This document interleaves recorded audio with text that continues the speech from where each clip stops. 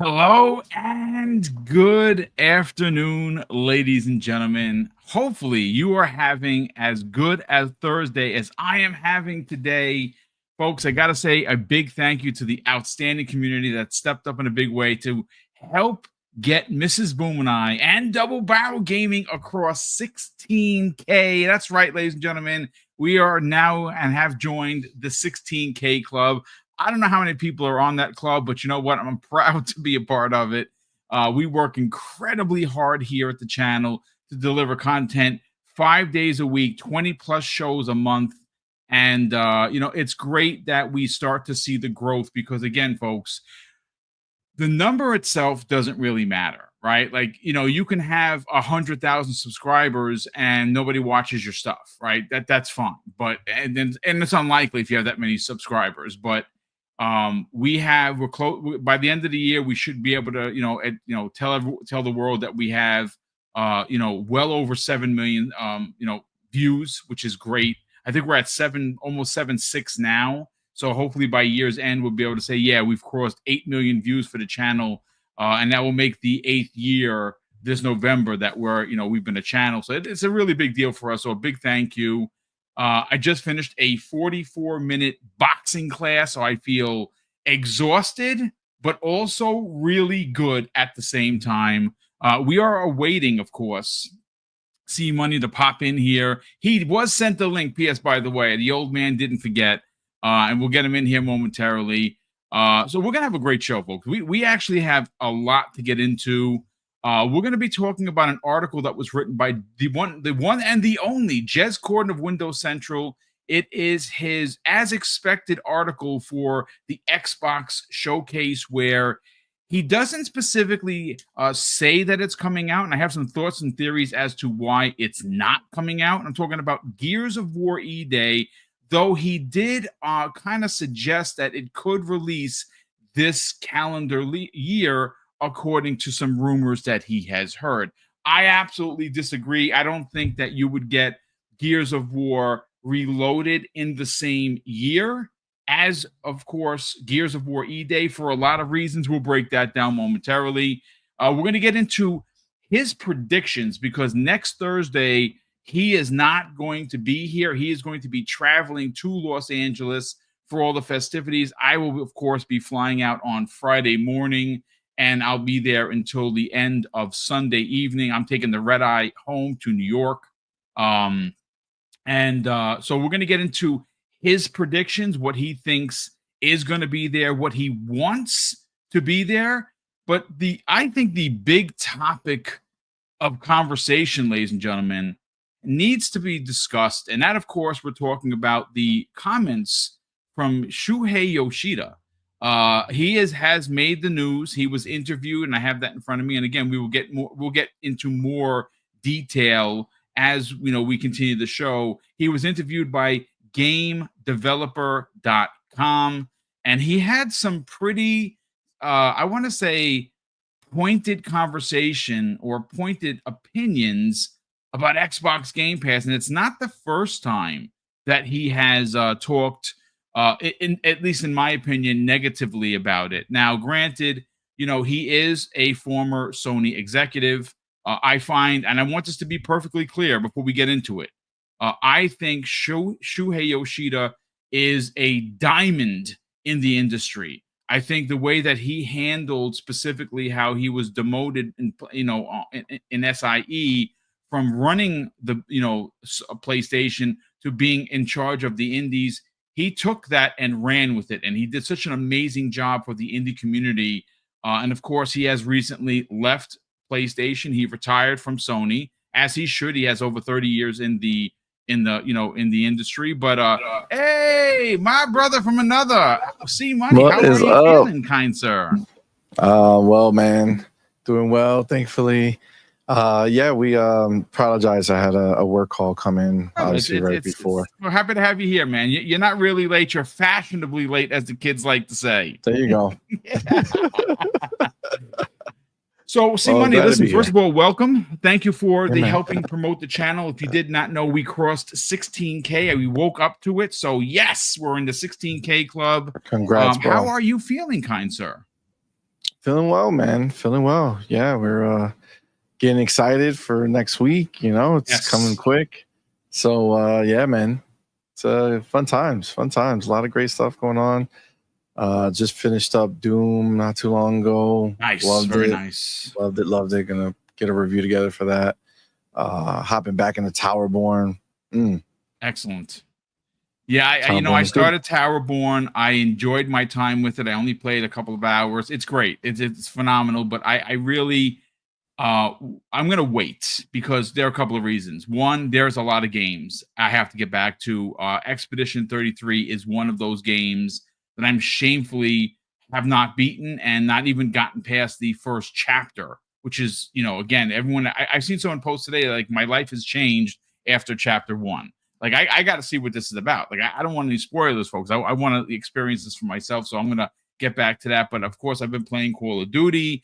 I got back into the Division 2. They have the Brooklyn DLC, and it is really good. I put some pictures out there of me dressed as Hunk from Resident Evil 2. Of course, I got that armor set when they had Resident Evil 2 crossover a couple of years ago. And I got to be honest with you, it looks dope AF. So I'm very happy to be rocking that. And of course, I mean, we're back in our hometown. Like, as much as Washington was nice to run around in, there's nothing better than coming back to NYC. And of course, we're in Brooklyn, and the cleaners are causing a whole mess of trouble. So if you did not know, the DLC for it's called the Brooklyn DLC is available. Is it included? It's included with if you bought a season pass, I believe, and if you also I got it for not for free. I didn't pay for it technically because I have Ubisoft Plus, so it comes in there, and I just downloaded it. I have Ubisoft. Then you can get then you can get it. No paying. You just download it. You'll see it when you go to the stores. Like, oh yeah, included in your service. So you just have to download it. But listen, see money. We have 3 big topics to get into, and I'll read, go over them verbatim because you obviously weren't here when I was talking about them. We're going to talk about the comments from Shuhei Yoshida. I sent you the article. I sent you what he had to say. And as much as I think he is an incredible part of the industry, I 1000% disagree with his thoughts and theories. And I'm sure that there are a lot of developers that would as well. And Expedition 33 is a perfect example of that. Not to say that the game isn't worthy of the Game of the Year conversation and that Xbox did anything. They developed, Sandfall Interactive developed that game, right? They made the game. But let's be clear. They got a lot of help from Xbox, and they got a lot of stage time from being on, showcase after showcase after showcase. So, yes. Even they admitted it. So I don't know why this even... Yeah, no, I know they admitted it, but again, you have to say it because I'm sure that somebody's going to clip us and be like, "Oh, you know what? They're saying that Game Pass, whatever." Live your life vicariously through clipping people. Pretty boring life, but it is what it is.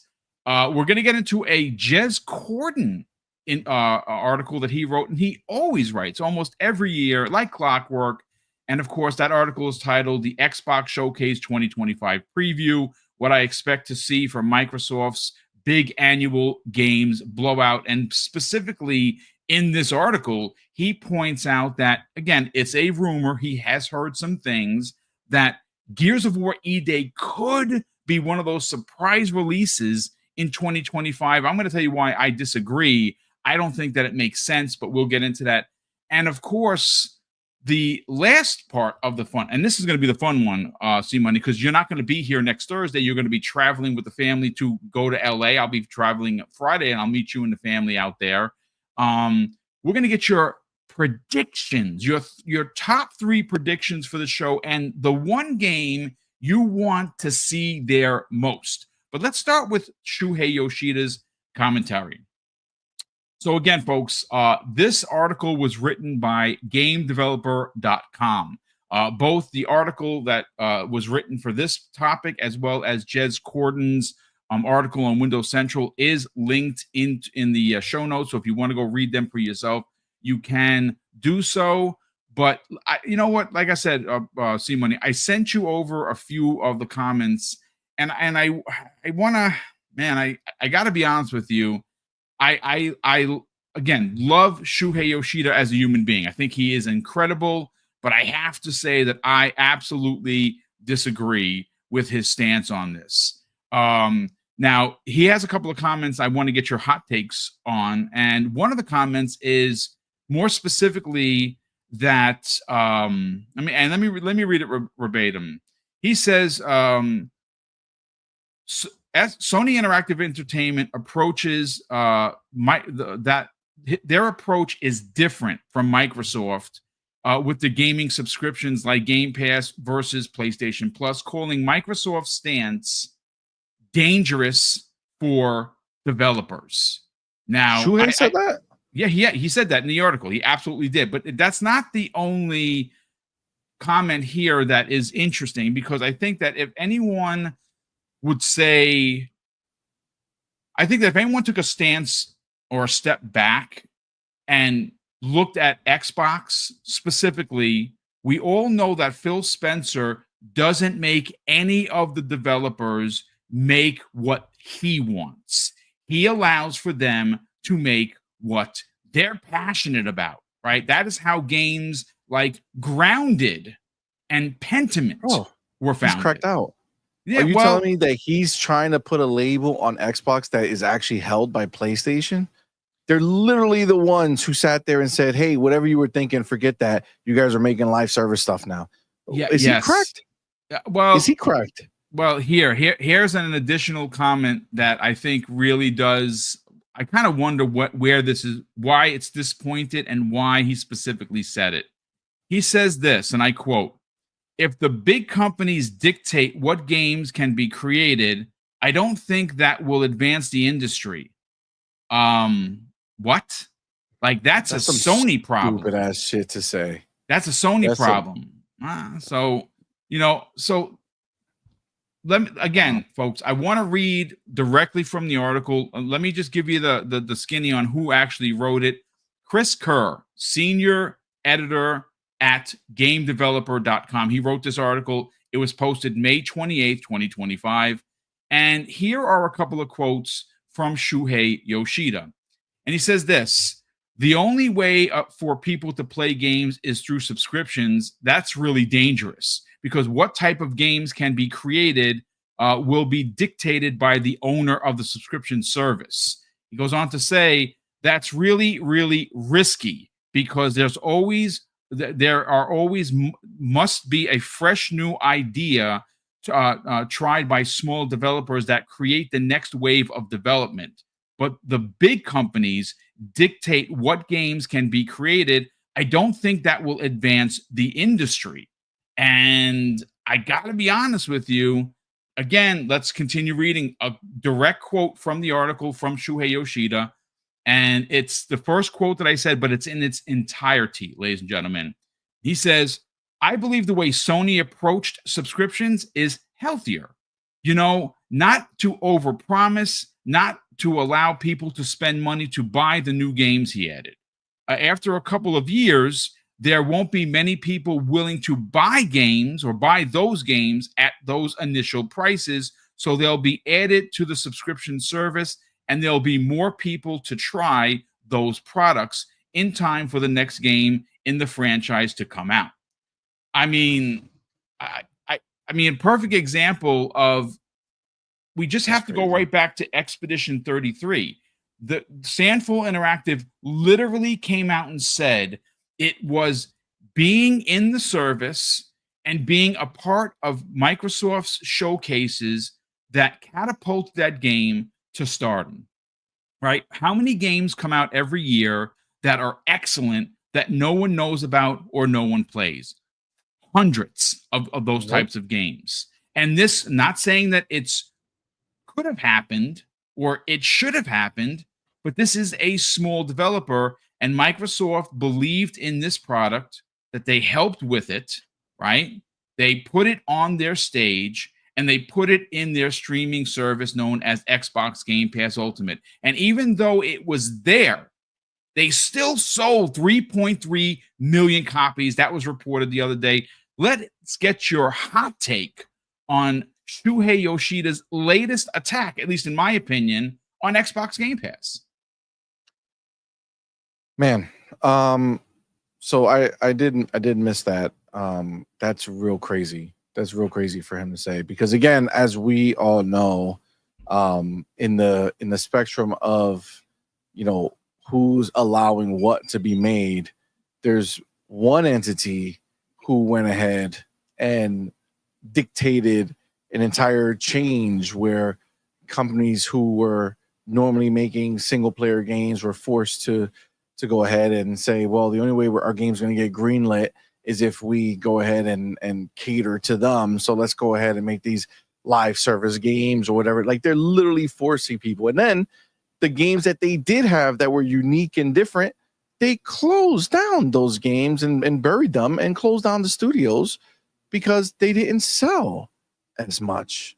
So, like, what crack is he smoking? I mean, I guess if he's talking about Game Pass, which he brings up, you know, services and stuff, like, first of all, what scenario does he think is going to play out? Does he think that Microsoft is going to take to just fund every single game, like give every game that comes out a bag to put into Game Pass? Right. Like, is he trying to suggest that Microsoft will one day just be like, yeah, every game that comes out, no matter how good the game is, will be in Game Pass. Here you go. Here's some money just because you're making a game. That's some stupid ass shit. The people know very clearly that the games that are going into Game Pass are vetted. This is not a, hey, I'll be in Game Pass, send me a check. No, that's not how it works. That's not how it works. Great, I love it. That's insane. Colin Moriarty, head pony in charge, has a game studio, and they want to be on Game Pass, and Game Pass said, the fuck you will. Okay, so this is not just a blank slate of anything goes into Game Pass. So for Shuhei to kind of insinuate that Xbox has Game Pass and Game Pass is just some, you know, man, I was going to use a rough terminology for that, some type of dumpster that you just release your you know stuff into, and it doesn't matter. Like, you don't care. You just throw away, you know, games and throw them in there like they're nothing. No, that doesn't exist, man. That doesn't exist. No, each game is curated. Like, they literally take the chosen time and they look at the game, and if it falls into what they want to put into their service, that it has quality, that it's community based, it's single player, it's story driven, it's a difference. You just don't show up at Microsoft's door and be like, hey, by the way, I worked last night with the guys in the garage. Give us a check, and here's this game. That's again, ridiculous. It's real ridiculous. Yeah. I can't even comprehend the idea that he's trying to say. Like, it just doesn't exist. Even Netflix, that's such a dominant beast, that doesn't stop other companies from having streaming services or making movies that don't go into Netflix. Like seriously, like this entire idea is wild. Like, that's just some fake crying. You know what I'm saying? Just to have an opinion on something that doesn't need your opinion, because the scenario doesn't exist, especially when you're putting Xbox into the mix.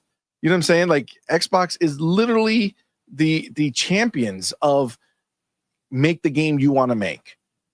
Right now, if the game you want to make is trash, that's very different beast. Like, okay, then you're probably not going to make that game. But the people who are making games at Xbox are making the games they want to make. South of Midnight, that game would never get greenlit by PlayStation.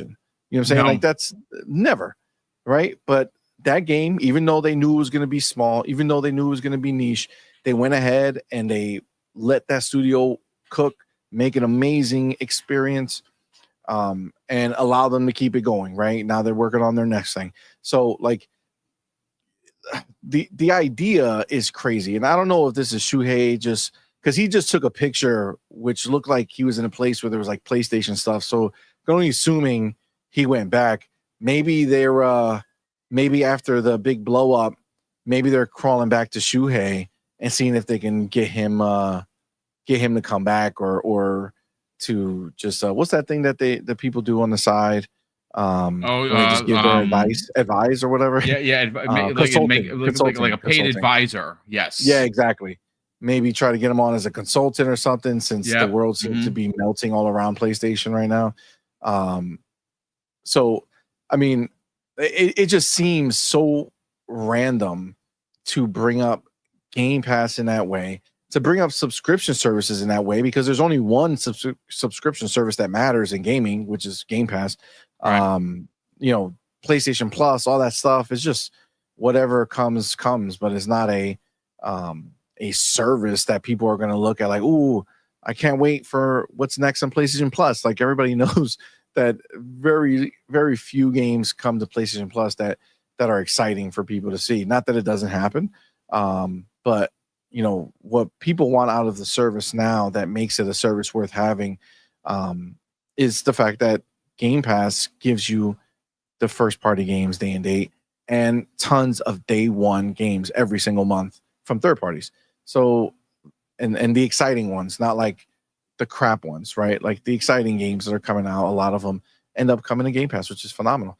So it's just, I mean, look, at the end of the day, Shuhei is free to say what he wants. Obviously, the man, of course, has his beliefs. He's you know, he's free of Sony, but you don't spend all that time over there, and it just, you know, becomes a part of you, right? So you could see just by this type of talk that he's essentially the same kind of exec that the other ones are too, right? Like he if asked, he probably would believe that they shouldn't put their first party games in there as well, right? So I can see that all play out. It's just, it makes no sense. Like, keep Xbox and Game Pass, you know, out of the conversation when you're talking about devs being, you know, forced to make certain games. You know what I'm saying? Like, that's ridiculous.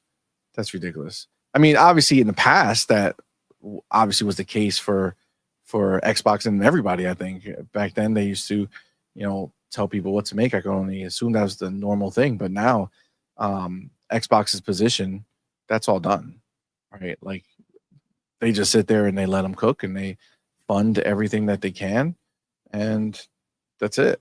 You know, if the game is, obviously the game has to meet their bar, their bar of quality, and that's just the reality. But yeah, ultimately that entire idea is just crazy, and is wild that he even said it. So yeah, you know what's interesting, see, is the fact that if you just, again, folks, this isn't console warring. Let's just read the room, right? And let's just take 2025, its first 5 months. June is until Sunday, right? So we have the first 5 months to discuss. And let's discuss only two companies, right? Xbox, PlayStation. In this interview, I understand that he was being pointed about Xbox Game Pass. Okay, that's fine. But what is a bit baffling for me anyway is that when you look at the two companies and you say, okay, so let's just judge the two companies based on 2025. What has one done? What has the other done? Well, if you're talking about Xbox Game Pass does lead the conversation because they have given a ridiculous amount of value to its players and its subscribers. If you are subscribed, I said this the other day, folks, congratulations, you have won, right? You keep getting banger after banger after banger. It doesn't stop. If it's not an indie darling in there, like Blueprints, it's a AAA monster like Doom: The Dark Ages, or it's a AA potential Game of the Year contender in Expedition 33, or you know, a near 20-year-old game shows up and it's one of the best selling games in April, of course, on PlayStation as well, meaning Oblivion. I mean, like, and that's just tip of spear. And then when you look at Sony, well, how did Sony close out 2025? Now, granted, yeah, Astrobot won a lot of awards. Guess what? Nobody bought it. I don't even know if they're at 2 million. So that's the last time they actually had a first-party exclusive. That's it. That was Astrobot, right? But that's not how they closed out the year on such a good foot. They closed out the year with a $400 million bath for Concord, right? So they open up the 2025 campaign with what's going on with Marathon. And the only thing that you hear about is art theft and dysfunction at Bungie, right? Right. You hear about Jade Raymond leaving her own studio that she created in Haven. Fair Games is probably being canceled, and no first party games to be had at all outside of a multiplat that is MLB The Show. That is your look. Your look for both companies. Who's winning here? Who's losing? Console sales? Is that what we're gonna rest our hat on for the rest of our lives? Oh my God, they sold 77 million consoles and everyone else sucks. I guess, but that, I mean, again, this is one of those conversations. I know it's about Game Pass. I don't know why he continues to try and push the PlayStation narrative. You know what? You know what's interesting, see, and I want to get your hot take before we move on regarding this. I find it very odd how he continues to talk about Game Pass, but he doesn't mention that Sony removes first-party games from their service specifically around the launch of other games, like, I don't know, i.e. God of War. When God of War, the second one was coming out, they removed it. When Spider-Man 2 was coming out, they removed Spider-Man 2018 to do what? To force people to buy it if they don't own it, instead of already paying near $180 a year for the quote-unquote premium service. Why wasn't that mentioned? Because Xbox doesn't take first-party games out at all. And the only one that they did was because the poor man passed away and there was a rights issue and they put it right back in. So why wasn't that mentioned, C? Because it doesn't help the narrative that PlayStation is good and Xbox is bad. And that's why he wants to make sure that he keeps the legacy alive, just in case he does get a job offer in the future. I remember somebody, I think it was, I don't know who asked him, but somebody asked him if he would work for Xbox, and he was like, "Oh, I'm not going to work for a big company anymore." Fan. Mm-hmm. Come on, man. Xbox isn't knocking, bro. Yeah. I mean, listen, I actually originally thought that he'd be a great hire for Xbox, specifically in the Japanese region, especially in the indies, because he's so he's done so much for the indie community on PlayStation, especially in that region of the world. But obviously, you said that he didn't want to work for the big company, and he's still rah-rahing for Sony. And of course, this is not again, I just find it odd that just out of nowhere he wants to talk about Xbox Game Pass. Look, you've said this before, so I want to use your particular quote. You said it's you can't have billion-dollar conversations when you have trillion-dollar wallets, or something to that effect. So he, obviously he's coming at this from a very limited Sony, and I'm not saying that they're poor or anything like that. They're a billion-dollar corporation, but they're not a $3.3 trillion corporation. And I think the way that Xbox is doing it, they know they can't beat PlayStation 1-to-1, and they haven't. So they had to change, they had to adapt, and they made some big risky moves, and obviously it paid off because just look at the numbers.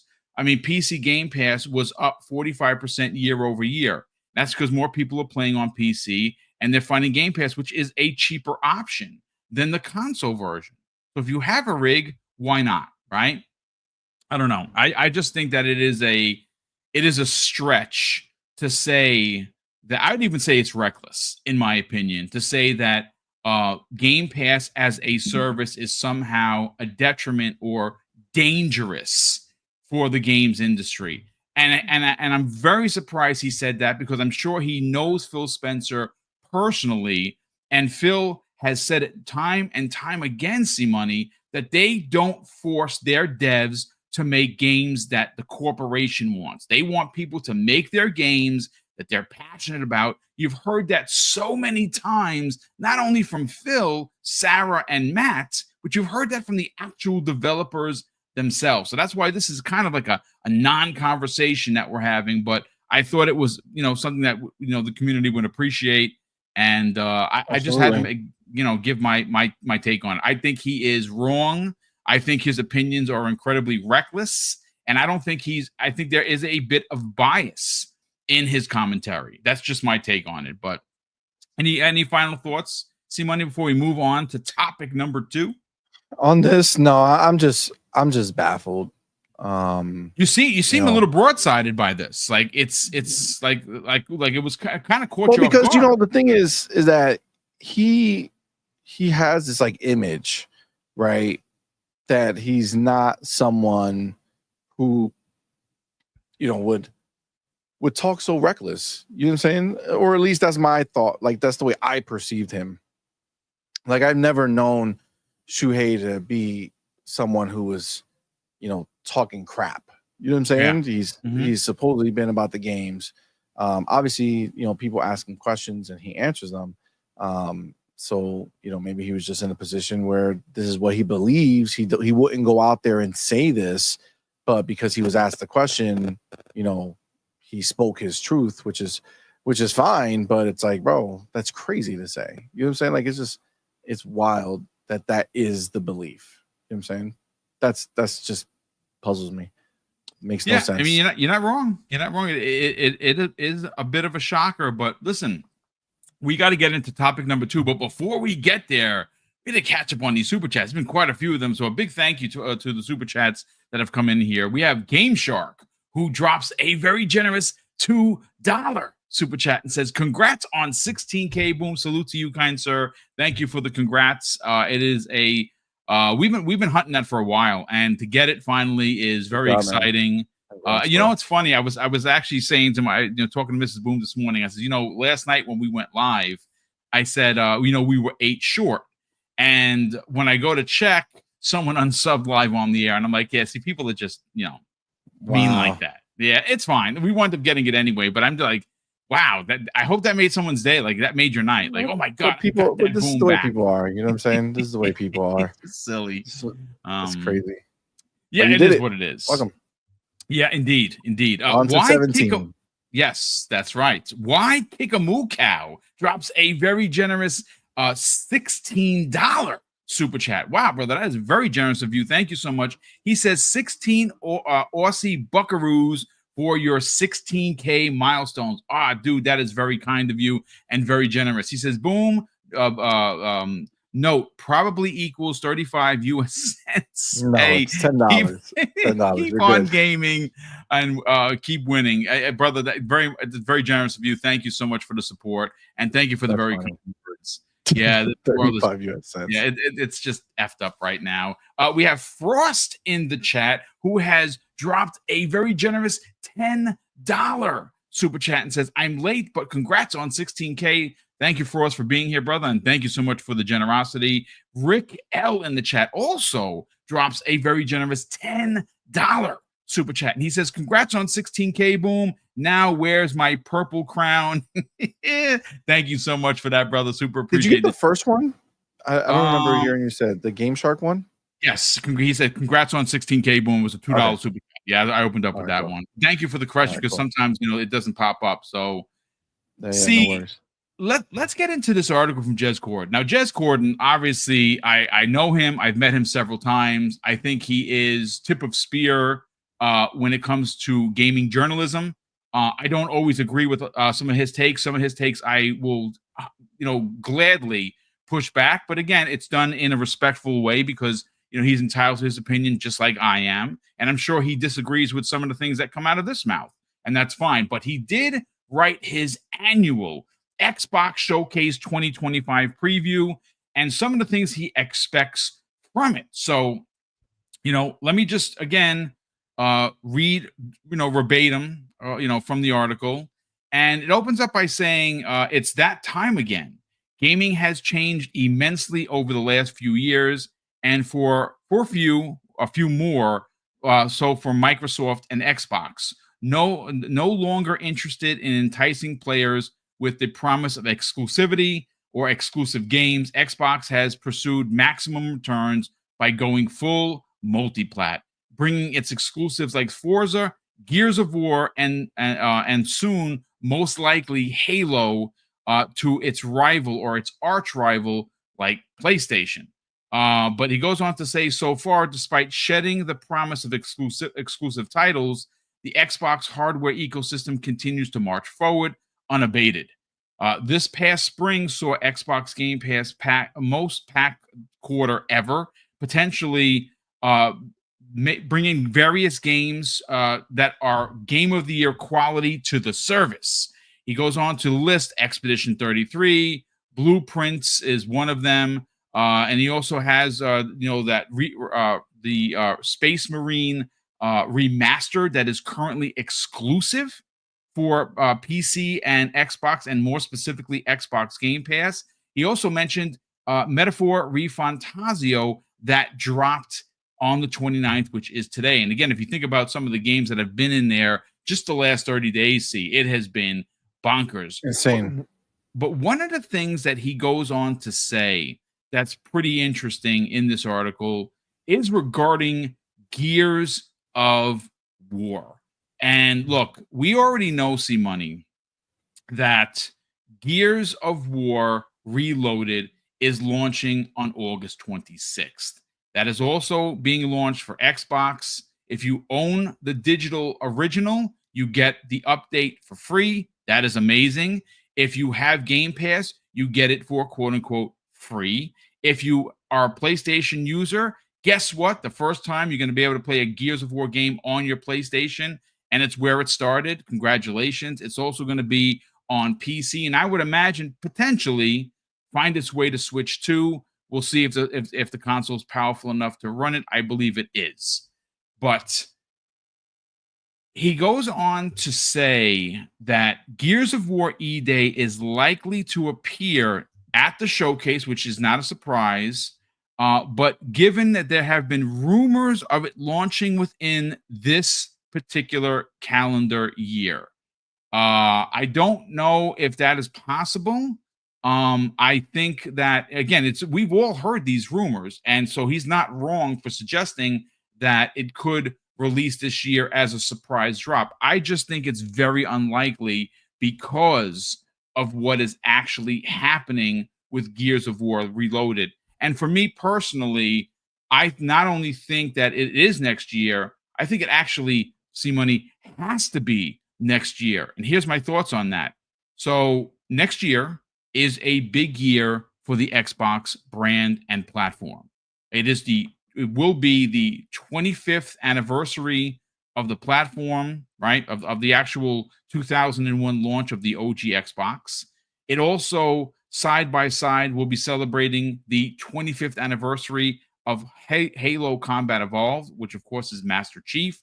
I believe that remake is going to be shown, and again, it's just my thoughts and theories, is going to be shown at the showcase, and it's going to be launched next year to celebrate the 25th anniversary. But also in that same year, C-Money, Gears of War will be celebrating their 20th anniversary.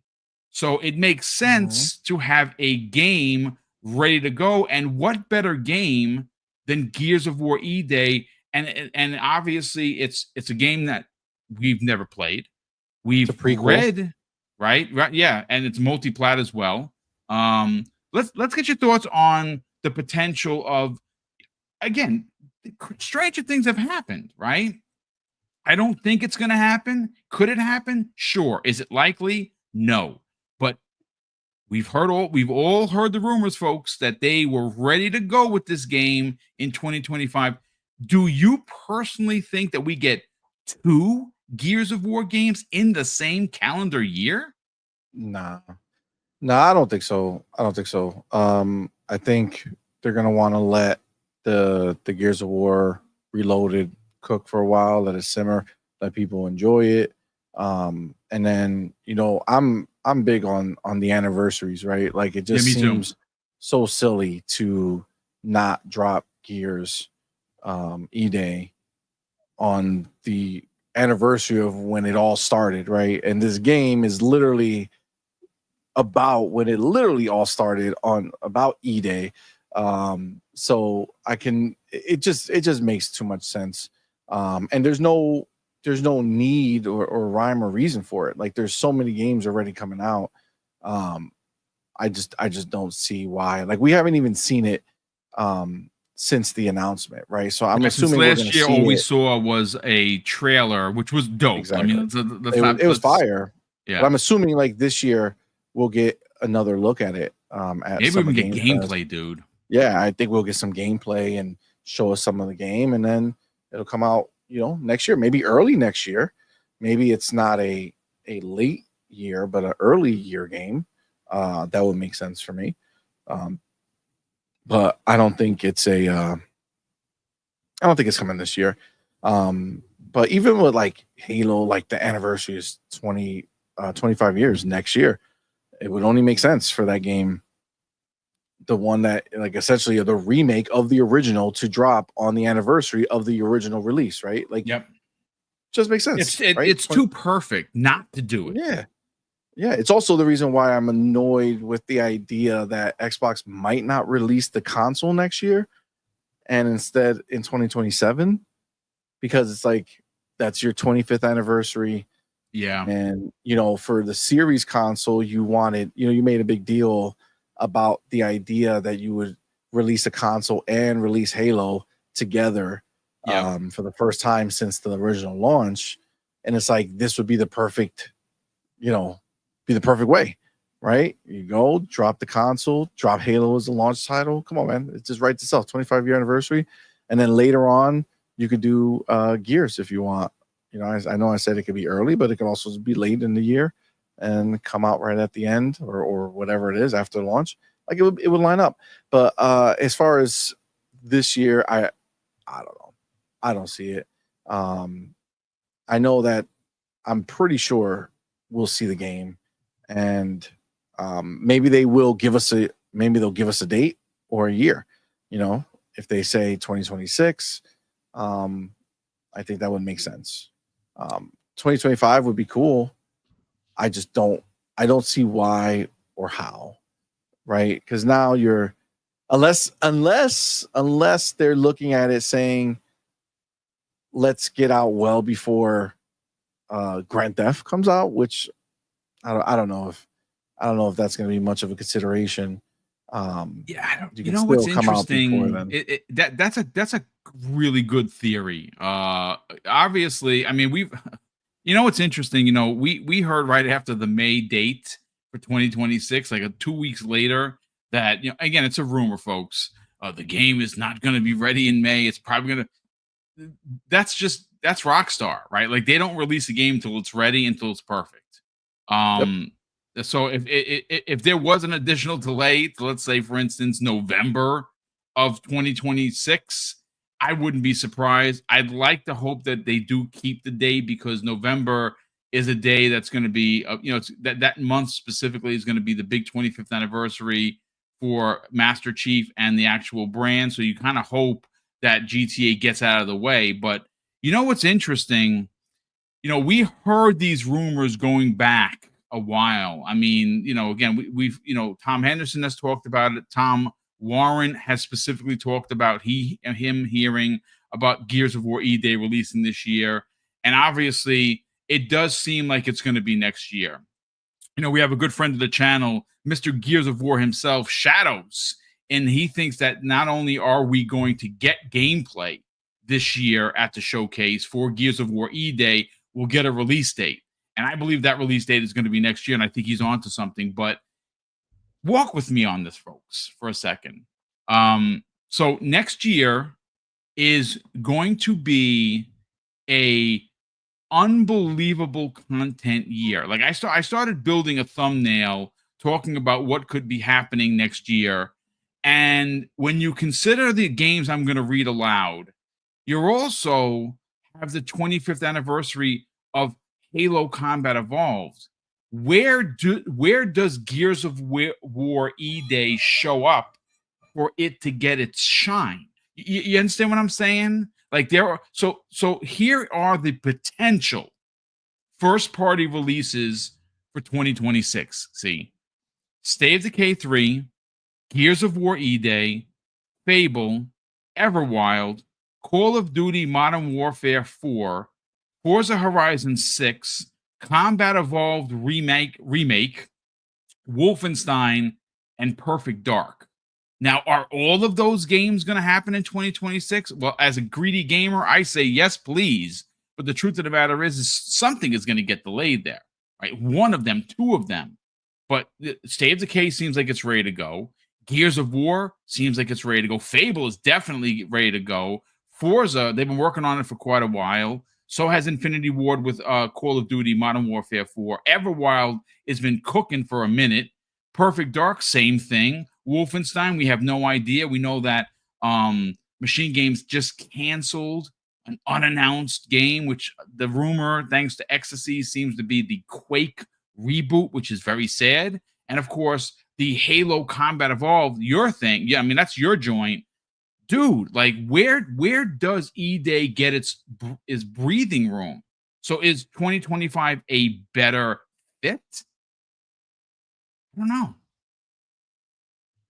I don't know. So listen, again, C-Money had to step away for a hot second. Let me look at the chat over here. So chat, how are you feeling about 2026? That list that I just read is pretty ridiculous. And I think it's even more ridiculous that every one of those games are in your freaking service. I mean, it's just crazy. I don't know. I mean, I just think that Xbox is going to have a block of years under their belt with first party, and it's going to continue to get better and better. Like we talked about last night, like, you know, when Kay Asante, Hargeet, and I were talking about, hey, let's look into 2020, the rest of 2025 into 2026. There were a lot of thoughts. There were a lot of theories. If you missed that primetime gaming show, it is up on for video demand. You can check it out. And look, I'm going to be honest with you. If you just look at what I just read, the list of games is insane. It's ridiculous. C-Money. Like honestly, where if everyone let's just do some hypotheticals here for shits and giggles. Let's just say, for instance, that those 9 games are all slated and are going to hit in 2026. E-Day, where does it breathe? You know what I'm saying? So if the game is done, I understand this the 20th anniversary and you want to celebrate that, but my God, there's a lot of games there. And I know someone in the chat has said, I didn't get who said it. They said that, you know, business is business. You know, it's business first before anniversaries. I think that's something I'm paraphrasing, but so Z Black Rider says it was E-Day in November. I mean, you know, Grand Theft Auto's out. Why not take over November? But what are your thoughts on that, man? Well, I mean, I guess it just depends on where the other cards are going to fall for this year with the games that we know are coming this year. And then you got to remember, when is Ninja Gaiden 4? That's this fall. They have no specific date. I wouldn't be surprised if that's like in this November, December. I would imagine if that would be like in the October, November window in my mind. So I feel like that's going to be like, I feel like the fact that you have Gears already happening this year, I just don't see the back-to-back. I agree. Yeah. I don't. I agree. I don't. It just, my mind can't wrap around it. Not that if it happens, I'll be like, wow, cool. But I don't expect that at all. I think next year, if the nice thing is that, you know, even though there's 9 games dropping, you also got to keep in mind that's 9 like first party games. Right. And the question is, what deals do they have with other people for, you know, third party content going day and date, right? So I feel like, you know, you got to remember that whole pipeline is going to be full, right? The 12 months are going to be stacked. It just depends on how they want to do it. I mean, listen, as much as it sucks, because I can tell you right now, we have like 6 games that release in a small amount of time. That is like you're trying to go back and play and do this and that. It's like it's like Sophie's Choice. Like, which game do I dedicate myself to? So it's like it's a lot. It's a lot. And we do know Microsoft has been, at a point where they'll just kind of release shit on top of each other, which is wild. But I think for them, hold on, I gotta sneeze 1 second. It went away.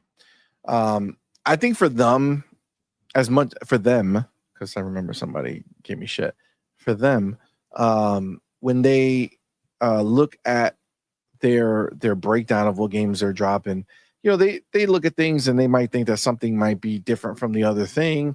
And, remember, they're constantly feeding Game Pass, right? So it's all about what do they have and, where can they fit it?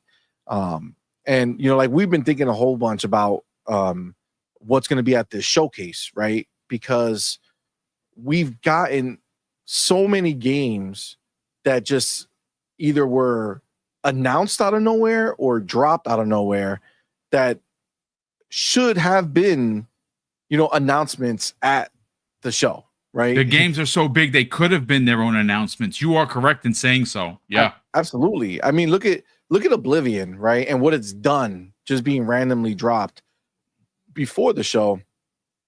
It's number 3 for the year in sales, right? Even though it's in Game Pass, number 3 in the year. Crazy, man. In sales, right? So, like, these are massive things that could have been like Gears Reloaded, right? That could have been an announcement for the June showcase, right? So they could have done a thing where they showed you, E-Day, and they said coming 2026, right?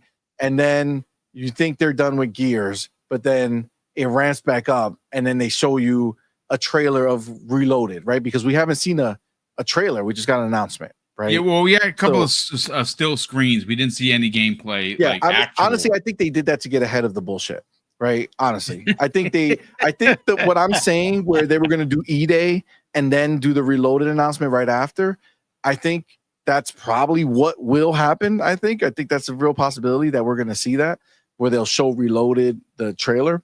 But I think they knew that since they're doing the whole PlayStation thing, that if they did that announcement, at the show, it was going to take away from the show, right? Because then the conversation is going to be the same conversation we had, right? Where people were crying about Gears going to PlayStation and blah, blah, blah, blah, blah, right?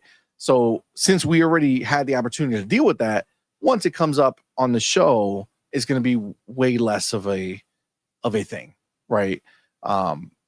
So I think that's why they kind of announced it first. But either way, these are massive announcements that could have been there. So the way a lot of us have been feeling, or at least for me, for sure, is they must have that much more to show, right? That much more to show at the showcase, that they were okay kind of dropping stuff early. Even Ninja Gaiden, right? Like Ninja Gaiden is coming out in the fall. Bro, that could have been a mic drop moment. Yes. But they did it at their developer direct, which is cool. But they had another Ninja Gaiden game. They could have just did Ninja Gaiden remastered over there. The whatever they called it, Black 2 or whatever. Yeah, Ninja Gaiden Black 2. Yeah, or Ninja Gaiden 2 Black. Yes. Black, the remake or the remaster, whatever it was. So like they could have done that at the developer direct. Like, hey, we're bringing, we're working with them. We're bringing this game. It's coming to Game Pass. That's a huge announcement. And then showcase, boom, you could have showed us Ninja Gaiden 4. But, they didn't. So it's like, what do you have there? Like, I've been going back and forth in my mind, like, if Xbox is dropping their next gen console next year, not saying they are, but the original rumors were that it was going to be 2026. It's 26. And then they changed to 2027. But if they are thinking of 2026, I mean, we can very much see a similar, hardware kind of tease that we saw at the Game Awards in 2019. You know what I'm saying? So, I mean, I don't know. Like, I don't know what they're planning for the show. There's just so much that they could do. I mean, I know they really haven't talked about hardware or anything like that at a show for a few years now, which is fine. But I don't know. There's just so many ways they can go with this. I'm just excited. I'm just excited that this is what's happening here. But as far as like E-Day coming out is concerned, and the way that the show is going to play out, I think they'll show us the game, and I think the idea of getting a release date could be, unless it's going to be fall. If it's going to be fall of 2026, then we'll just get like a 2026. Again, it's more than likely, right? Like they'll just give a year. Like, okay, it's coming next year. It probably would release around the anniversary of Gears of War, which would be the 20th anniversary. That makes perfect sense. I am going to say this. I have several friends in the industry that have given me like massive nuggets before. Some stuff I've shared. Most stuff I usually don't, because I feel that it's not really my place. I'm not a leaker. Right, like I like Ecstasies, is a leaker. Jez Corden, Windows Central, he's a journalist. He keeps his ear to the floor, and he has a lot of connections. There are several people in the gaming space that have those connections. Tom Henderson, Tom Warren. So most of the stuff I don't share because I'm uncomfortable doing it, because I'm not a dev, and I never want to be that guy like, oh my, he broke this and the surprise out and it's ruined. I will not do that. But I have tried to at least, ask, and I will tell you this. The only thing that I have gotten from two separate incredible sources that I have is that this showcase is being held so close to the vest that only a handful of people within Microsoft know. Meaning that if you don't need to know, you don't know. And I'm actually happy that wouldn't about be that. necessary for just games, like just regular games. They've been incredibly quiet, dude. Like, the one thing we have to admit, specifically about Jez Corden, right? Now, it's not just Windows Central. Obviously, Jez Corden works with Randall Thor on the Xbox 2 podcast. Jez is super close to it, and he gets sometimes really good things. And he's broken a lot of stuff. So when he says something, I believe Jez Corden of Windows Central. And he really, if you read the article, there's a lot of hypotheticals there, and that's because again, if I put it to this way, let me just say this: if Jez Corden didn't get anything, then maybe you're onto something here. Maybe this is a little bit bigger of a show than just games, because I've been saying for a while, maybe they show the handheld, right? Maybe they show the Elite 3. I know that there was a story that was just done on it. I believe it was True Achievements, or might have been Pure Xbox, that did a story on the Elite 3 being, again, it's a rumor that it's way better than the original in every way. That's the running rumor on it. I actually can't wait, because I need a photo button on that thing. I hate pressing the guide button to press Y. It's because, again, you gotta make one of the back buttons.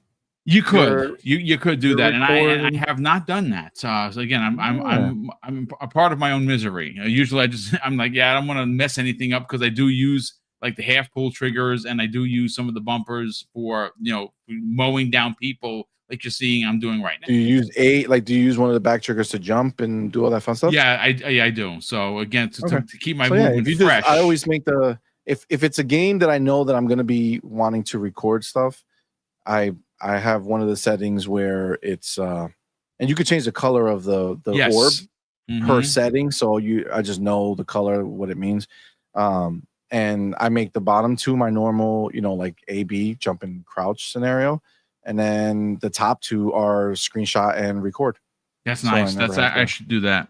Wade Johnson in the chat asks, acquisition announcement. They haven't done that in a long time. That would be the dream.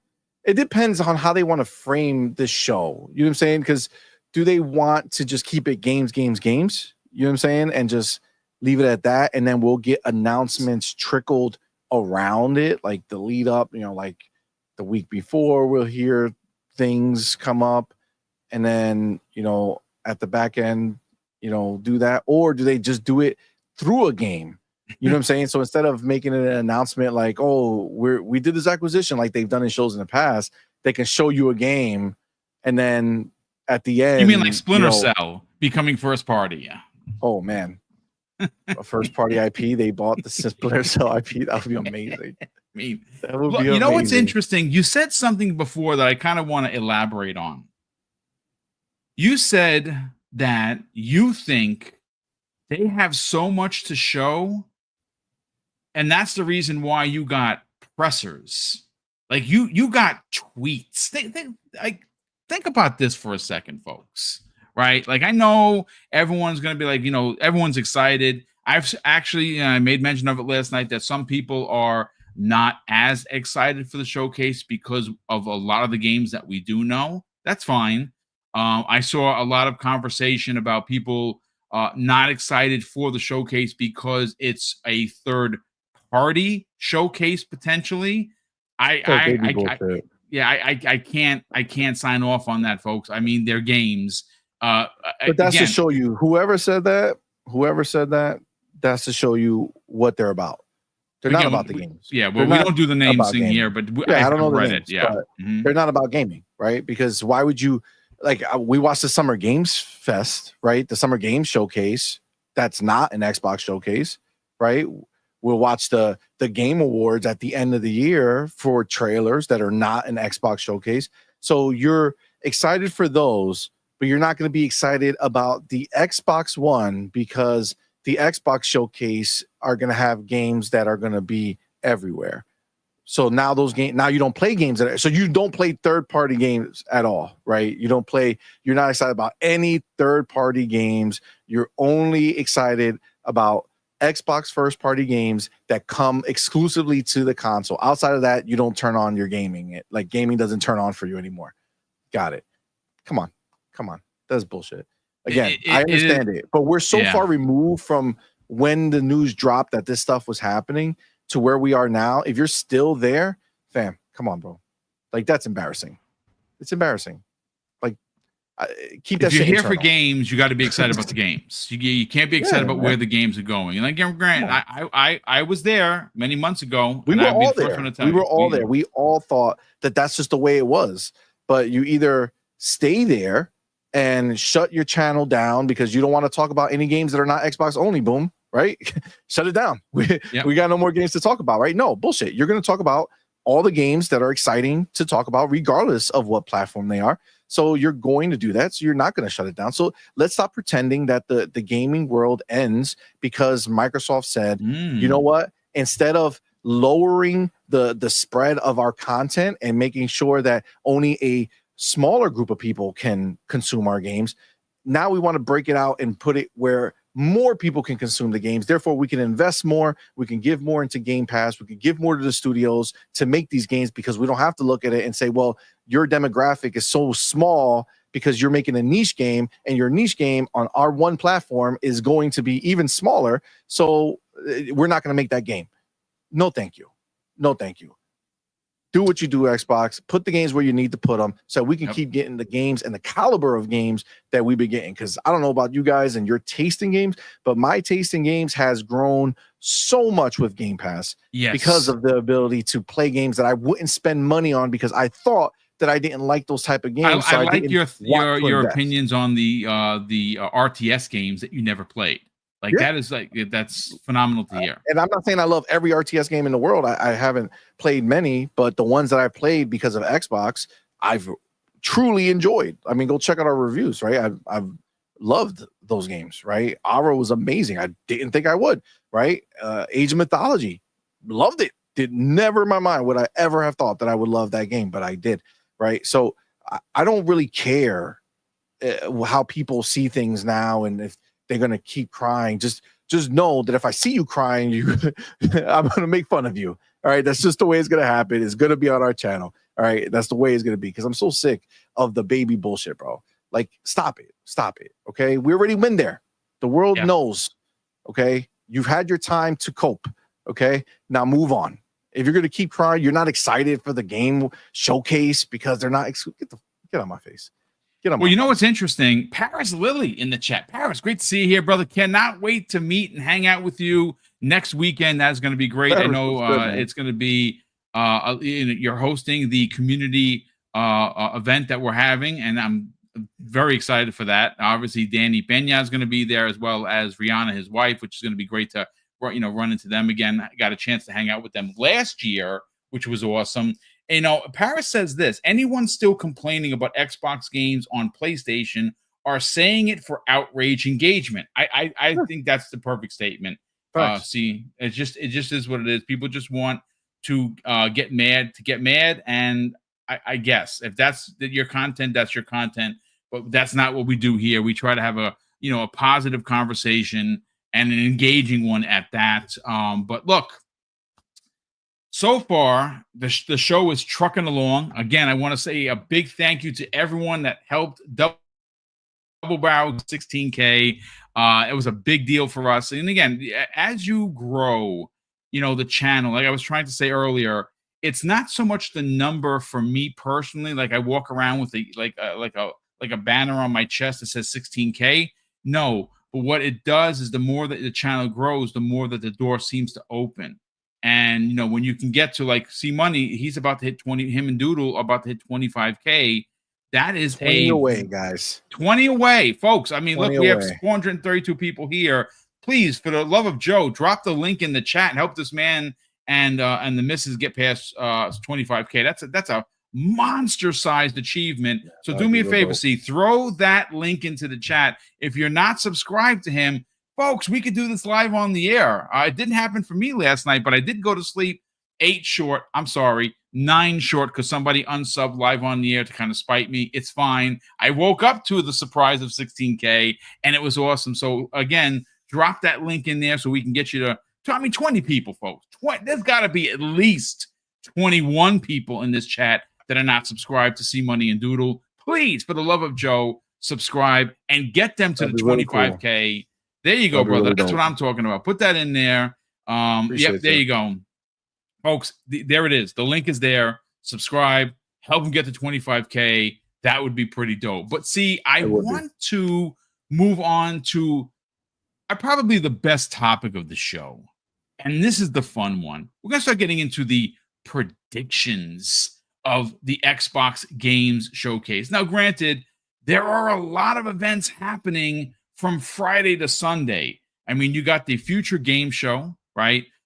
Which is going to be, you don't know what you're going to see there. You got the PC Game Show. Obviously, the big draw is the Summer Games Fest with Jeff Keighley. We know that Kojima is going to be on stage with him. I'm sure that we're going to get a chance to see a bunch of footage from Death Stranding 2, because that releases at the end of June. So that makes perfect sense.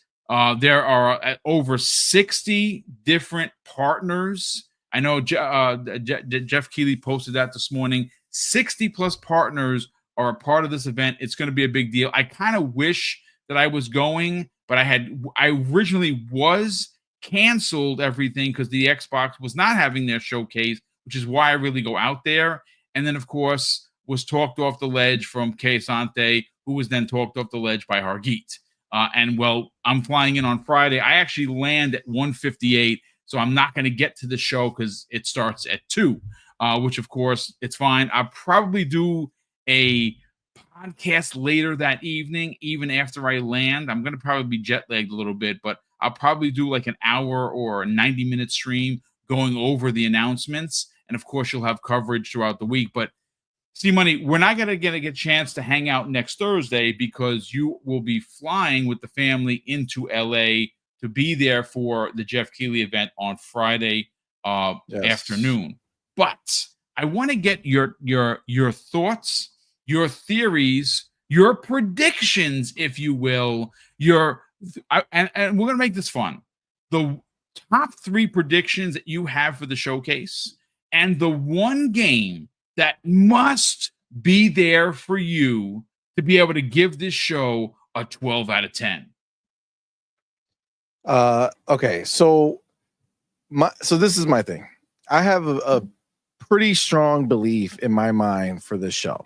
Okay. And the fact that they're being so tight about it really kind of backs up my theory. It's not elevates your opinion, is what you're saying. It does because what my thought is, and I've been saying this for a little bit, is that I feel like we've gotten to the point where all the games that we are excited for, right, that are coming out this year, next year, and the year after that, frankly, at this point, are all games that we already know of from previous shows. Okay, so we've already been like, we had a big one in 2020, right? That's the one that had the State of Decay and all that stuff. That was right? a big one. Yeah, that is huge, right? But we don't have those games yet, right? So we're still filling out that kind of run, right? Where we're still waiting to get all the games that they've already announced. And it's not a wait like, oh my God, what's happening? We have plenty of games to play. But what I'm saying is that we still haven't gotten there, right? We still haven't gotten those games. So I believe in my mind that this year is another 2020.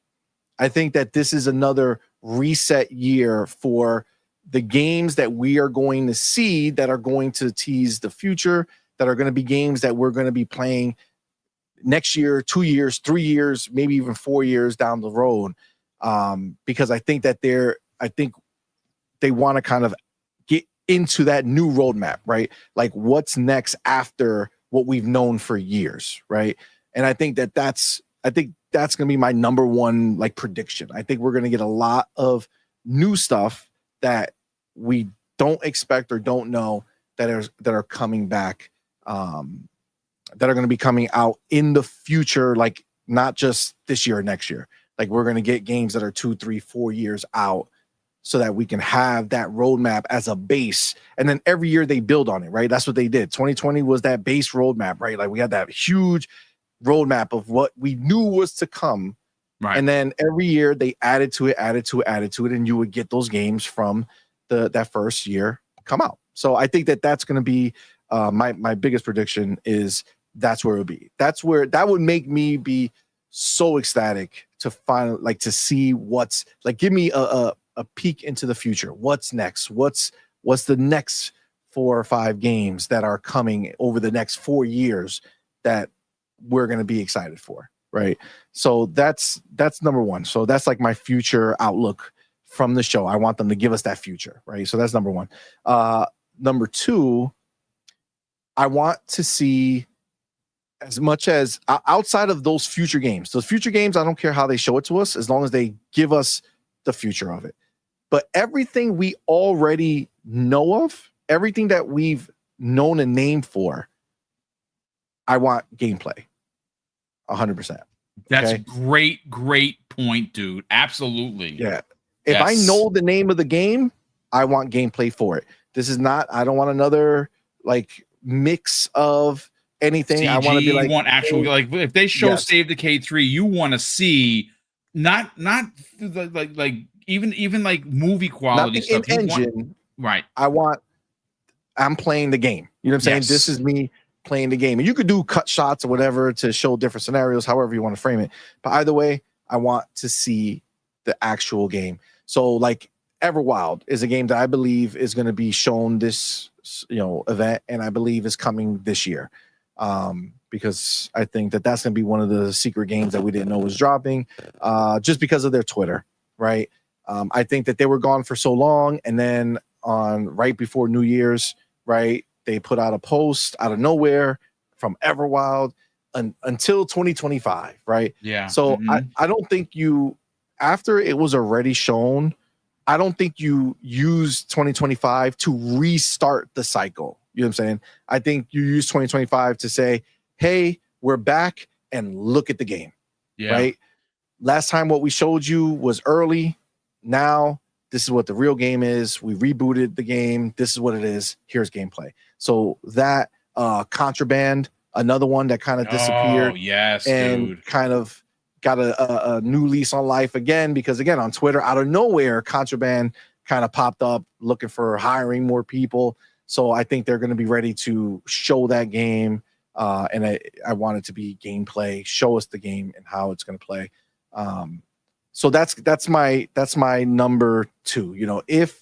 If we know of the game, it has to be gameplay. Okay. Don't use this as a a new introduction to the game. Like, let me give you another teaser because the game hasn't been talked about in a few years. So here it goes. No, I want it to be boom. Here's the game. You already know the name. This is what it plays like. And then my last one, I think once before on a different show we said it, but I have to be real. My absolute top thing that I want to see in my heart is Halo. Yeah, I want new Halo. Give me new Halo. It's been too long for me. You know what I'm saying? Yes, I know I could go play multiplayer, and I've played a ton of it, but I need my next Halo strong adventure. single player chief story, brother. That's what we want. I think that's what what everyone really wants. Again, multiplayer is phenomenal and it's great, and they keep advancing it, and I've had a great time with it. But I need a chief single player story. I'm right there with you, brother. 100%. And as a side bonus, I would love for them to show us some side Halo stories. Oh, so yes. Give me remember what a flood horror Marines? Story, brother. You know. Yeah, I want a horror story. Remember Republic Commando or what it was? Yes. There was like some game like I want a Halo game similar to that, right? Where you got like a squad of Spartans that are working together, or even just the soldiers. You know what I'm saying? If like I would love like a real like ODST, yes. Like give me like that down to earth struggle, but in the world of Halo. Maybe Master Chief is off doing some of the shit, and what's going on in the places where he's not. You know, give me some type of war. It could be a gritty war type game. You know what I'm saying? Just from that perspective, it would be so sick. So my last one is I would love to see Halo, you know, a new single player story. And then a bonus would be to see them embrace it, because they've if I'm not mistaken, I remember them announcing, or it came up in a story or something like that, where they have multiple studios working on games for Halo. Yes. I feel like I heard that. I feel like I remember that somewhere. So I would love to kind of get more Halo into the world. I feel like Halo is such an amazing universe that has so much as far as opportunities are concerned that they can use and tackle to make amazing games. And of course, you know, you brought it up before, but I would love a horror type spinoff. You know, give me a horror type spinoff, and however they want to do it, I'm down for it. But I would love that. So those are my the flood, man. Come on, I see Rick L says F the flood. No, bring the flood. I want the flood. Make them scary. So real folks, don't throw the virtual tomatoes. Don't boo me. I want to pitch something to you. You let me know if you like it. Right? You talk about side projects. Now, this is a $1 million idea. If Halo Studios has taken this and run with it, remember, you heard it here first. I'd like to be a voice actor in the game. So reach out to me. Hit me up on LinkedIn. So here's my pitch. This could be a smaller game, right? It could be a survival styled type of game, not one where if you die, you lose all your stuff. Now, I'm not about that life. But what if the opening for this game is on Zeta Halo, where the flood was created, right? And we experience, I'm getting goosebumps, folks. I'm such a nerd. Like how we're going to experience E-Day, whether it's this year or it's next year, we're going to get a chance to see what Emergence Day looks, and we're going to be a part of that. Well, what if you are a scientist, not a trooper, not an ODST, not a Master Chief level kind of a character. You are simply a scientist that lived when everyone else died, and you got to get from where you are to the evac. And that is the horror game. It is a first-person, story-driven type of game where you are a scientist that was working on the flood. The flood were created. What happened is what happened. Now they're out. It was in the lab. Again, horror story 101, and you got to make it to evac off the planet, off of Halo Zeta, or Zeta Halo, I should say. And that's how the game starts. It could be a 12 or 14 hour experience. you find a handgun from one of the dead soldiers, and as you continue to, kind of like Alien Isolation, kind of like that. Alien Isolation popped in my mind when I was thinking about Bro, a Halo type game. that is a $1 million script right there. I will never get any credit for it, but that's my idea for the quote unquote Halo horror project. Because again, yeah, so the books, so I don't read the books. So I'm sure there's tons of shit that they can take, because I'm pretty sure they have a book on like when the flood first appeared. And Rick like, L's giving me the tomatoes. yeah. We saw the obviously in Halo 1, you know, you see the first moment that they kind of come in contact with the flood when they go down into that place, and you know, the things kills them and all that fun stuff, and we see the footage. It's beautiful, right? I'm like, it would be cool to kind of live that life too, right? Like maybe lead up to that moment too. Like you can see there's so much you could do. Put us in the on the ground there with them. Make us one of them. Make us play that segment. There's so many things that they could do, man. There's so many things. But I agree with you. I think that would be an awesome thing. So all right, so we have those three. What is, I know it's, you can easily just move it over to Halo and answer the question, but is there another game that you feel that if they drop at this show, it is on top of everything we think that's going to be there? You know, this would be the one game. Holy cow. 12 out of 10, boom. What is that one game, dude? Are you saying from games that we already know or games that we don't know? And I'm just whatever you decide to be your game that says, my God, last year's show was insane. Somehow or another, they upped the ante, and this one game is the cherry on top of this banana boat sundae. You're like, yum, yum, yum, yum, yum. I want to eat the whole thing. So outside of Halo, because Halo would be that for sure for me, but outside of Halo, if they show me Elder Scrolls 6 and it's playing, like show me gameplay of that, like a snippet of it, like show me what that game actually looks like, I would lose my fucking mind.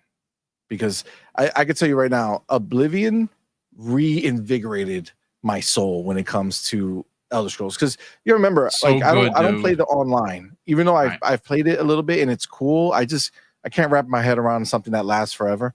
I need a finale that I can play to and be done with it. So Skyrim was like, I loved Skyrim. Like I played the hell out of Skyrim. It's one of the reasons why I got a beefy PC back in the day, just because I wanted to play the mods and shit like that. So I loved it, but it's been over a decade at this point, right? Like it's going to be next year would be 15 years, right? It was 2011, right? Yes. That Skyrim came out. So next year will be 15 years since then. So I haven't had my Elder Scroll, fix since then. And then I played Oblivion, and Oblivion hooked me right away. I mean, it's so big. The only reason I stopped playing it was incredible. What a surprise. Amazing. It's amazing. Like I fell right back into it. Like immediately fell right back into like my Skyrim pattern where I just wanted to just play it. Again, obviously, Doom came out, so I've got to, we're gonna do Doom. They sent us the game. I got to cover it. Like I'm gonna play Doom. I loved it. It was great. And then Towerborn, same thing. It's they stole your soul. Gave us the game. They gave us the dope ass fucking creator box for it. It was so fucking sick. And it's fun. It's fun. I genuinely, it's crazy because that's another game that you couldn't. There's no world that we live in that I would have paid for this game, for Towerborn, just because I don't feel like it's a game that I would typically like, and I'm loving it, right? Enjoying it, having a great time with it. So like, if it weren't for these games that came out, Oblivion would be the one that I would just be stuck on. So give me some Elder Scrolls 6. Ooh. And I don't know if you guys tried it, but we are officially in the future of what we all believed AI would do. Okay. Because one of the big things that I imagined for AI was Grand Theft Auto, Elder Scrolls, any of these big open world RPGs, was to be able to go ahead and have NPCs that you spoke to, right? And that spoke to you. Well, if you don't know, Fortnite, the game that people want to talk crap about, right? We love Fortnite. Fortnite has a Darth Vader in the world that if you go get him, he is AI controlled. So you can, with a mic, speak to him, ask him questions, do whatever you want, and he answers everything like AI. That's insane, dude.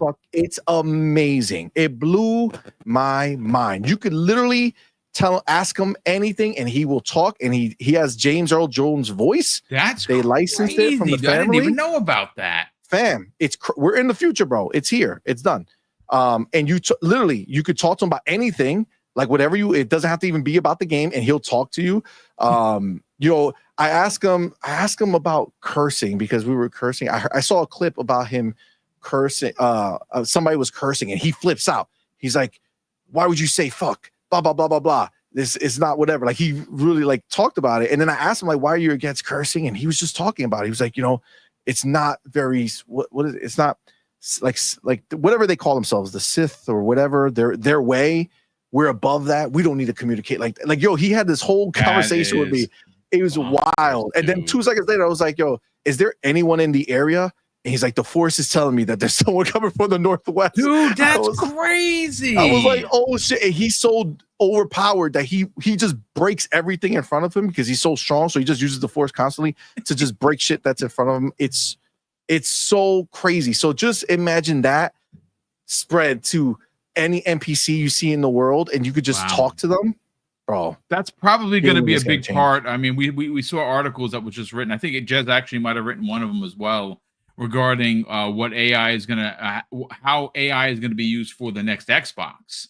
And I would not be surprised if you see this type of conversation happening in a Bethesda game. And I listen, folks, I have no idea if they're going to show it, but man, would that bring down the house, even if it's just a CG trailer for Elder Scrolls 6? That would bring last down time the they just gave us the name. They just gave us a flash screen. Yes. So, you know, I would still like to see something, but yeah, give us something. Just show us what it's going to look like. That would be absolutely bonkers. Well, that's a good, I mean, listen, a great conversation all around. I'm going to withhold my picks personally because obviously I'm going to be live streaming Monday through Thursday. And the show's going to be, you know, they're regularly scheduled programs. You know, Monday is going to be you know, the show Tuesday, Wednesday, Thursday. There'll be no show on Friday, obviously, because I'll be traveling. I will have at least 2 shows while I'm in Los Angeles. One is probably going to be somewhere, I want to say late Friday, covering what happened at Jeff Keighley's event. And there's expected to be some big surprises there, especially from Xbox, from what I'm hearing.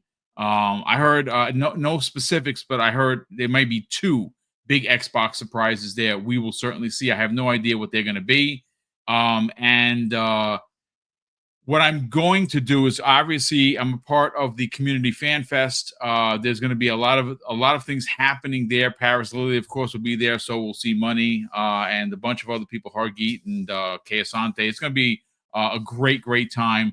I'm going to hang out, obviously, over there. Once the show ends, we're going to hang out. We're going to probably answer some questions. Later on that afternoon, though, I will be having the I don't know what's the 5th or 6th annual, follow-up, the post Xbox Game Showcase panel. I'm working on putting the panel together.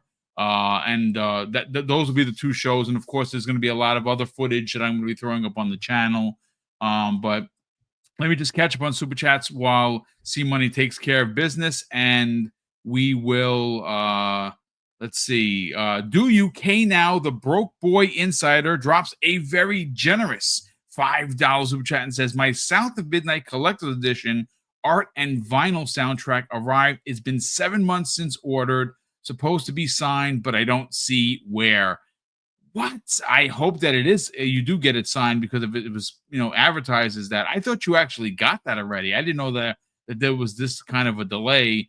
Hopefully it is signed. Check the vinyl itself. Maybe if the vinyl is a certain color, maybe they signed the actual vinyl, or at least the label on the vinyl.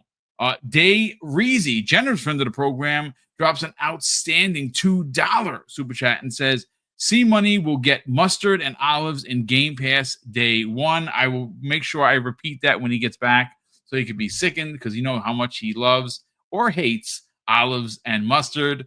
We also have Lieutenant Hulk drops a very generous $2 super chat and says, ODST versus Flood horror game with Spartans as backup.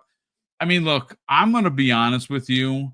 As incredible as Halo Infinite was, and I loved every second of it, I am so bummed that we never got the Flood to be in that game.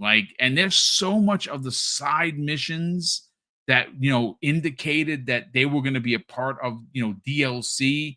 We didn't get the DLC to find out what happened to Locke and Team Osiris. There's so many unanswered questions, and I don't know where they go with Halo outside of the remake of the original.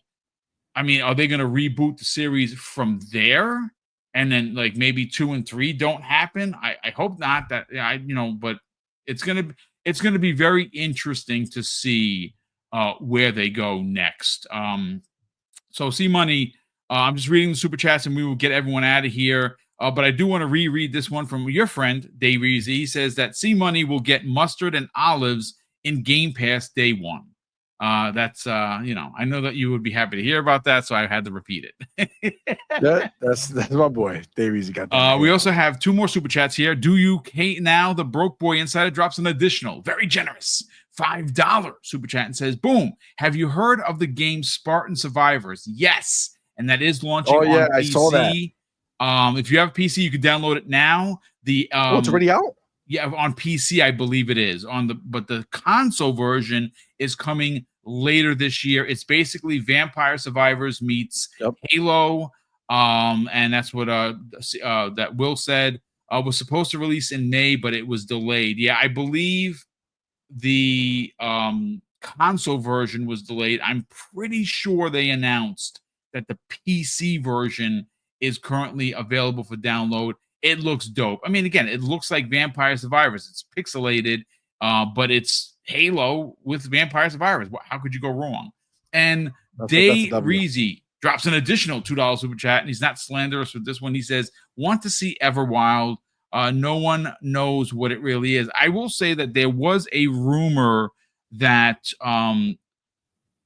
when they first showed it, even Rare didn't know what it was. No one knew what it was. It had animals. It looked like Breath of the Wild. It was gorgeous to look at, had incredible music, but was it a multiplayer game? Was it an animal collecting game? Like Pokemon? No one had an idea.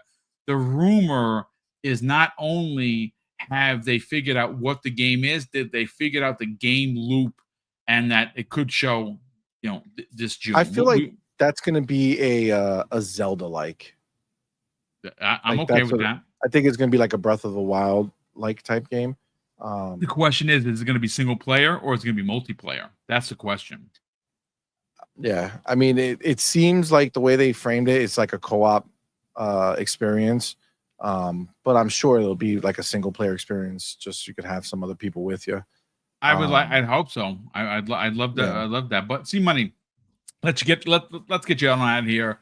Let's sell the brand of On Point for Gamers, which is literally 2 shakes of a stick away from 25,000. 14 away. That is, well, hopefully, I mean, you guys are going to be doing a couple of live shows. I would imagine that, We're live tonight. Okay, so that would be great. Obviously, I'll help promote the show, get everyone over there. 14 people, folks. Again, like you said, I don't. we don't like to ask for things. We don't. We just that's not who we are. We'd rather much give. But when it comes to stuff like this, where it's a community-based ask, I don't have a problem asking for it, and neither does C Money. When you're a content creator and you put your heart and soul into the work that goes out on a daily basis, it is incredibly rewarding to get to these, these pinnacle numbers. Like for us, it's 16K. Would I wish it was 20K? Sure, but we will get there in time. More specifically for Doodle and C Money, folks, 25K is a massive, massive deal. And it's one of those situations that when someone is looking to potentially work with your channel and they see that you have this many subs, they start to, okay, I'm not going to pass up on this. Let me see what they're about. And it's a big deal. Again, the number is not just a number for us to brag about it. It's a number that takes the channel into a different level. And 25K is a big deal, and I cannot wait for you guys to get there. So the brand, brother, where can people subscribe to help you get to 25K? And more importantly, check out your live streams every week and follow you guys on social media. Yeah, man, absolutely. Well, first of all, Boom, thank you so much. I love doing the show. Catch us here Thursdays, 12 p.m. and Xlog Live. That's where it's at, man. We have a good time. So yeah, we On Point for Gamers. I did put the link in the chat. Again, shout out to you guys. Some of you did go ahead and subscribe. Appreciate y'all. Yeah, we're 14 away from hitting 25K, which is awesome. But yeah, we do multiple shows a week. We have videos go up all the time. We do reviews, previews, all the fun stuff. So definitely come check us out. We're actually going to be live tonight, 8 p.m. Eastern time, with the On Point Gaming podcast. So be me and Doodle. We're going to have a fun night. And then we'll be back tomorrow night with Night Shift, Let's Talk Gaming, which is myself, Doodle, and our homie Demo Flow Gaming, and our brother Hargeet Shani. So he will be in the building tomorrow. And then we have a Tuesday night show that we do, which is Night Quest at 8 p.m. And that's me, Doodle, and our boy Farrell Bizarre. So yeah, man, we have a great time. We're definitely a Xbox first channel, but we talk about anything that matters from everybody.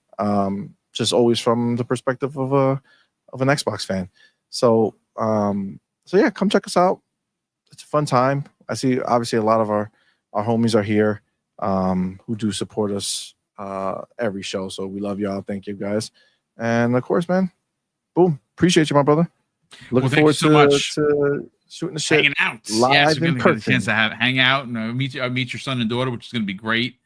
So you and I and Doodle got a chance to hang out during the South of Midnight event in New York, in Manhattan, which was awesome. Yes. Mac 2254 says, I hate to disagree with you, Boom. Infinite doesn't need the flood. Sorry. Congrats on 16K. And that is after dropping a very generous $5 super chat. But I do want to say, yeah, okay, so let me just clarify. The story that was told in Infinite is fine, but the flood was supposed to be some extra DLC, like a side mission, where I think would have been super cool. And we haven't had the flood, I mean, in how long? So I think that they were due, but again, maybe we get something new. And speaking of which, before we get on out of here, I did ask AI specifically, the AI overview regarding what Halo Studios is working on, and this is what it says. Some of the rumored projects include a remake of Halo Combat Evolved using the Unreal Engine 5, a new single-player experience, and a live service multiplayer title built on the Halo Infinite engine.